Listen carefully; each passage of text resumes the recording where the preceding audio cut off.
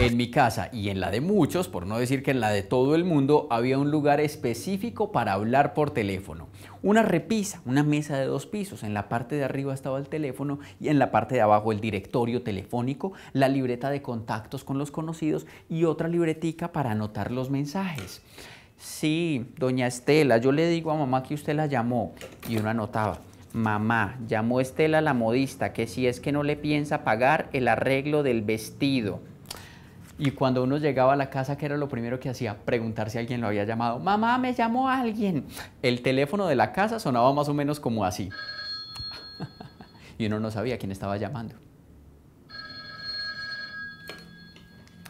¿Aló? O ¿aló, familia Rendón? Depende qué tan decente hubiera amanecido uno. Y si uno no quería pasar al teléfono, estaba por allá haciendo señas. Yo no estoy, yo no. Pero si uno estaba solo, simplemente dejaba que repicara y no contestaba.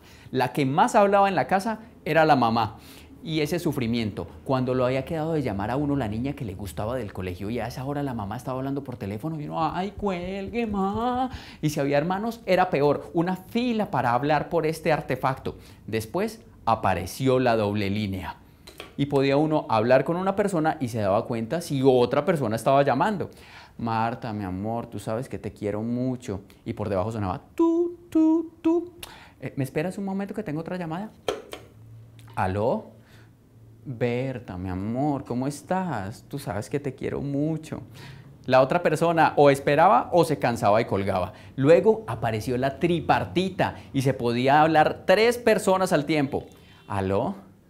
Marta, Berta, ustedes saben que las quiero mucho a las 2. Todo esto revolucionó la manera de hablar por teléfono, la doble línea, la tripartita o el inalámbrico con el que podíamos desplazarnos por toda la casa. Pero el verdadero fin de los dramas familiares con respecto al teléfono llegó con la telefonía móvil. La telefonía es la tecnología que nos permite comunicarnos con personas que están lejos en tiempo real. La hace móvil que podemos llevarnos nuestro aparato telefónico, o sea, nuestra terminal, para diferentes partes. Crear tiene ingenio, la ciencia, la tecnología y la innovación detrás de lo que perciben nuestros sentidos. Hoy hablaremos de telefonía móvil.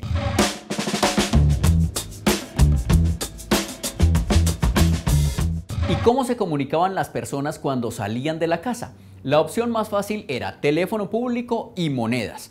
Había unos teléfonos públicos casi en cada esquina, se llamaban amigos y uno se pasaba buscando amigos a toda hora con una monedita de 50, de 100 o de 200 pesos. Esto era lo más parecido a la telefonía móvil porque así se necesitara que alguien estuviera en un teléfono fijo, le llegaban mensajes a una persona en cualquier lugar y a cualquier hora. La telefonía está concebida para comunicar voz, para transmitir señales de voz y entonces en esa época pues era por un cable. Y claramente no era móvil, sino que era de mi casa. O sea, lo opuesto a la telefonía móvil es la telefonía fija. La telefonía fija tiene una comunicación que es por un cable. Y un cable no me lo puedo llevar para todas partes. En cambio, la telefonía móvil utiliza las ondas electromagnéticas para la transmisión de la señal. Es decir, nos permite comunicarnos en cualquier momento y en cualquier lugar. Para una telefonía celular, nuevamente, se necesita, primero que todo, el dispositivo final, que es nuestro teléfono celular. Nuestro teléfono celular se comunica de manera inalámbrica, es decir, mediante ondas electromagnéticas, con lo que se llaman en general unas estaciones base. Hay veces uno se encuentra unas torres que tienen unos cuadraditos, unos rectangulitos así como blancos, y son 3 para este lado, 3 para este lado y 3 para este lado. Eso es una estación base. Mi celular se comunica con esa estación base. Entonces, una de las cosas que tiene que ocurrir es que tiene que haber una forma de que esas centrales se identifiquen quién soy yo y a dónde estoy llamando, para ver por qué camino se va esa comunicación.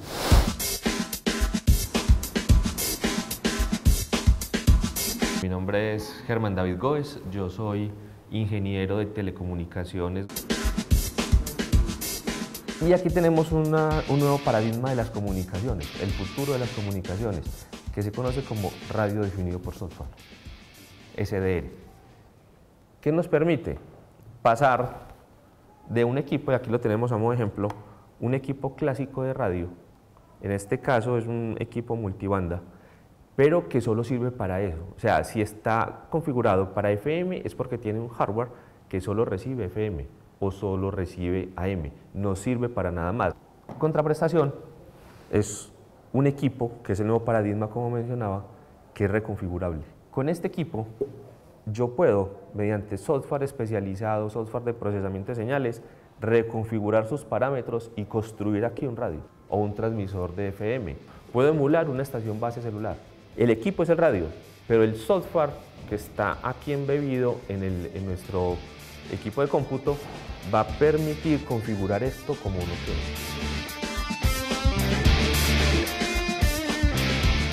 Al ser un equipo reconfigurable me permite mover el espectro de trabajo del sistema, o sea, reconfigurar los parámetros. En este caso, hemos reconfigurado el software para trabajar en la red celular. Para hacer un ejemplo de una transmisión y cómo se vería en el espectro la señal, si tomo mi celular ya conozco en qué operador estoy, cuál es la banda en que está trabajando. Si hago una llamada, debería aparecer el dispositivo o el espectro de la señal de mi celular en el sistema. En ese momento mi celular está transmitiendo, está intentando comunicarse, lógicamente pues está esperando que le respondan. Si cancelo la llamada, ahí mismo se nota cuando baja el sistema.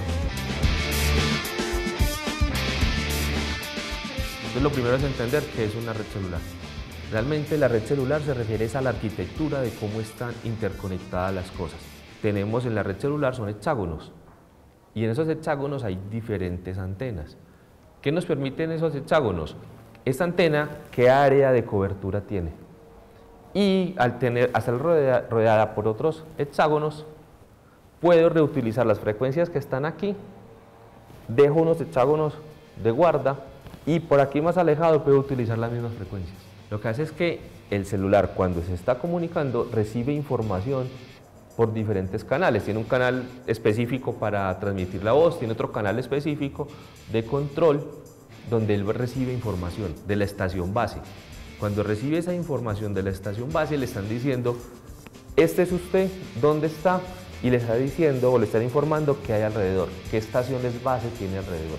Si él se empieza a desplazar, puede identificar de dónde está recibiendo la mayor potencia de las estaciones base y se puede cambiar de estación base. De esa forma se genera una comunicación y se desplaza y no falla.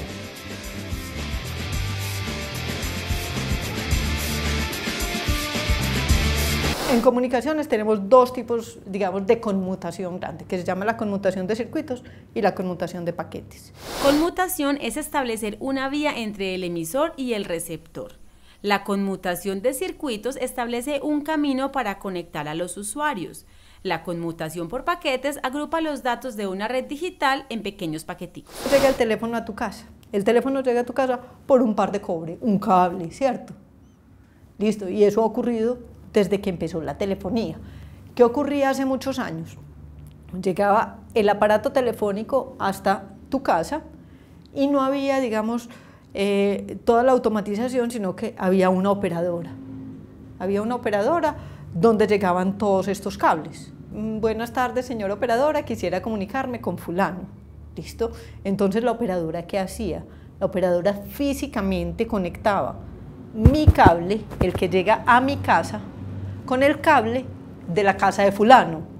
Entonces, eso es lo que se llama un circuito.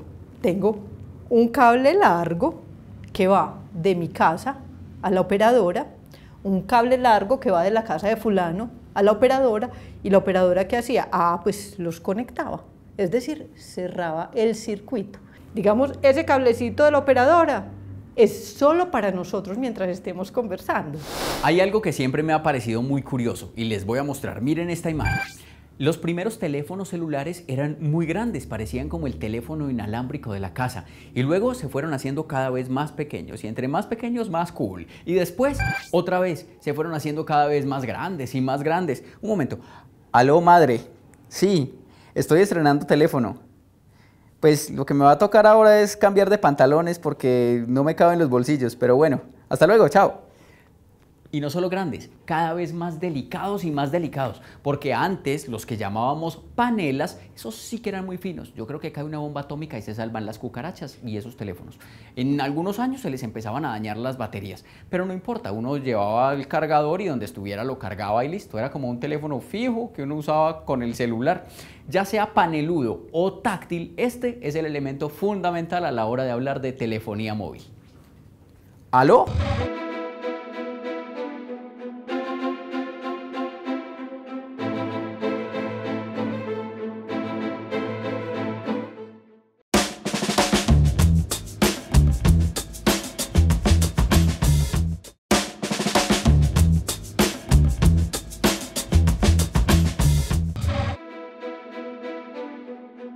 Que dos personas ubicadas en lugares diferentes pudieran escucharse sin necesidad de gritar parecía un imposible en la primera mitad del siglo XIX.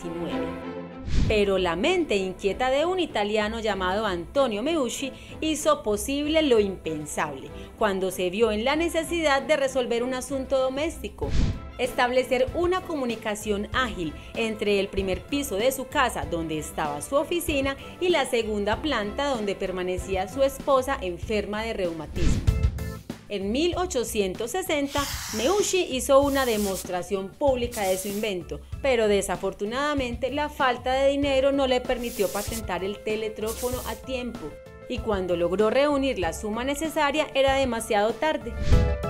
En 1876, el inventor británico Alexander Graham Bell había patentado el teléfono, un novedoso aparato que permitía transmitir y recibir sonidos en tiempo real. Meucci murió en 1889, pobre y desconocido. Poco más de un siglo después, las páginas de la historia se modificaron. En 2002, la Cámara de Representantes de los Estados Unidos publicó una resolución por medio de la cual se reconocía al italiano Antonio Meucci como el verdadero inventor del teléfono. El inventor del teléfono es Antonio Meucci. Gracias a su invención, Antonio Meucci pudo comunicarse con su esposa enferma de reumatismo entre el primer y el segundo piso. Lejos estaba de imaginar, o quién sabe, de pronto lo pensó, que un siglo después la gente podría comunicarse por aparatos sin cables. O sea que don Meucci habría podido ir al mercado y seguir en contacto con su esposa. Pero igual, para la época, comunicarse de un cuarto a otro era mucha tecnología. A él le debemos la invención del teléfono, pero la telefonía móvil se la debemos a un ingeniero llamado Martin Cooper, que en 1973 realizó la primera llamada telefónica móvil. Miren la imagen, miren el tamaño de ese teléfono. Era un Dynatac 8000X. Pesaba casi 1 kilo, 2 libras de panela, 1 kilo, con razón le empezaron a decir panela. Y la batería permitía 1 hora de comunicación. Y uno que se queja porque dice que la batería solamente le dura 10 horas. Pero una cosa es telefonía móvil, o sea, llevar el teléfono a todas partes, y otra telefonía celular. ¿Estoy confundido? ¿Es lo mismo o son diferentes? Lo que pasa es que la telefonía móvil es la que te permite moverte, ¿cierto? Pero la telefonía celular es la tecnología que ha facilitado la telefonía móvil. ¿Qué es telefonía móvil? Tengo una antena radiando y tengo un dispositivo móvil en el usuario. Ahora, si tengo una sola antena, pues entonces todos los usuarios se tienen que conectar a esta antena. Entonces, tiene una capacidad muy limitada. Lo que hizo la telefonía celular, pues el concepto de telefonía celular, fue aprovechar. Bueno, tengo una capacidad limitada, vamos a hacer el mejor uso de estos poquitos recursos que tengo, que además son muy costosos. Yo creo que ustedes han oído, que el ministerio va a sacar a licitación tal banda de frecuencias. Y pues eso no lo puede comprar cualquiera, ¿cierto? Entonces vienen unos grandes proveedores, unos magnates de las telecomunicaciones a comprar esas bandas de frecuencia. La información que recibe nuestro televisor, nuestro equipo, nuestro teléfono es transportada por energía en forma de ondas ondulatorias, lo que se llama ondas electromagnéticas. Pero, ¿por qué las ondas del televisor no terminan en el radio o las ondas del radio en la televisión? Pues porque cada equipo recibe solamente unas ondas con cierta energía, y esas ondas con esa energía que recibe cada equipo es su espectro. Básicamente el espectro es como una gran autopista en la que a mí me asignan o yo compro un carril. ¿cierto? Cuando yo compro este carril azul, resulta que esto entonces es lo que se radia a través de una antena. La antena me radia señales en esta banda. Yo no puedo poner estos dos carriles igualitos uno al lado del otro porque los usuarios se confunden. El análogo es que estas dos antenas están radiando. Entonces, ¿qué ocurre? Ocurre un asunto que se llama la interferencia. Entonces, el concepto celular dijo, bueno, vamos a hacer un uso inteligente de esta autopista. Y hacer un uso inteligente de esta autopista es, a su vez, dividirla en carriles más pequeños. Esta la voy a dividir, cada uno la voy a dividir en 4 carriles. Es decir, son 4 bandas de frecuencia. Los que vienen por este pedacito van solo por este pedacito. Los que vienen por este pedacito van solo por él y no se confunden, entonces no hay interferencia. El concepto fundamental es dividir una banda de frecuencias en frecuencias pequeñitas y asignarles esas frecuencias pequeñitas a ubicaciones geográficas distintas. Lo que ha facilitado la telefonía móvil es básicamente el concepto de telefonía celular. Aquí ya estamos observando cómo trabaja una estación base celular y qué le está enviando a un equipo celular. En este caso, estoy corriendo una aplicación escrita en Python que me permite ver el espectro, estoy viendo la información que está entregando y esta información puede ser ahora sí manipulada. Y en este caso, al ver la información, me está diciendo todo lo que hay. Me está dando información de la celda que estoy escuchando, a qué frecuencia trabaja, está dando todos los parámetros.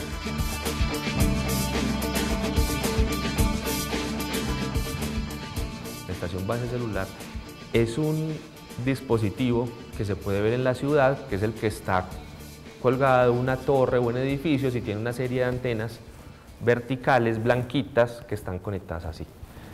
Ese es el equipo que nos sirve para que el equipo celular se conecte en ella, o ese equipo va a estar asociado a otros dispositivos que van a permitir que el celular se valide, se registre en la red sepa dónde está, redireccione las llamadas a otras estaciones base en el mundo o pueda recibir llamadas de estaciones base en el mundo. La SIM tiene un identificador, un número, y ese identificador es una identificación de usuario. Cuando se va a comunicar, la SIM tiene el operador al que se va a registrar. Al tener el operador, sencillamente conecta el dispositivo y ya conoce qué hay. Entonces puedo ver los diferentes campos o cabeceras de la red GSM y cada uno de estos campos están numerados. Y al observar el campo 3 seleccionado, puedo ver la información específica de la red. Es la 123, identificación en el mundo, y también tengo el código de área, el LAC. O sea que con esta información me puedo ubicar espacialmente. Todos los operadores celulares en el mundo están registrados. Todas sus celdas están registradas, porque de esa forma se puede llamar de un país a otro y ahí existe esa comunicación. Ella me tiene ubicado directamente donde estoy. Observen que hasta me dice una posición aproximada de la celda y puedo ver toda la información y me dice la latitud y longitud ubicada. Todas las celdas celulares que puedo encontrar y las diferentes tecnologías alrededor. ¿En qué se parece la telefonía celular a la telefonía fija? Se parece en que los recursos te los siguen dando a una comunicación. Es decir, cuando yo inicio una comunicación, no me van a asignar un cable, pero el análogo del cable es un canal inalámbrico, entonces, o una pequeña banda de frecuencias. Entonces, mientras mi comunicación dure, esa banda de frecuencias es mía y solo mía, no la comparto con nadie más.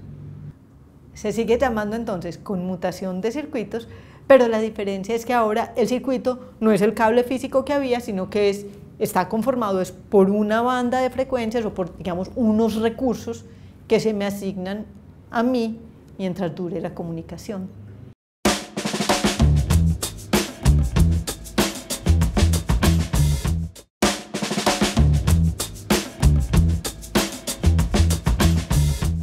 Estamos hablando de telefonía móvil, y si bien antes se hacía en aparatos diseñados única y exclusivamente para hacer llamadas, ahora con la evolución, más que un teléfono, lo que tenemos es un dispositivo móvil, que entre muchas cosas permite hacer llamadas. Seamos sinceros, muchas veces para lo que menos usamos el celular es para hacer llamadas. Lo usamos más para conectarnos a Internet, por ejemplo. Y cuando evoluciona Internet, evolucionan también los dispositivos móviles. ¿Qué son las generaciones de Internet? Pues haga de cuenta, si su bisabuelo es la primera generación, el abuelo es la segunda generación.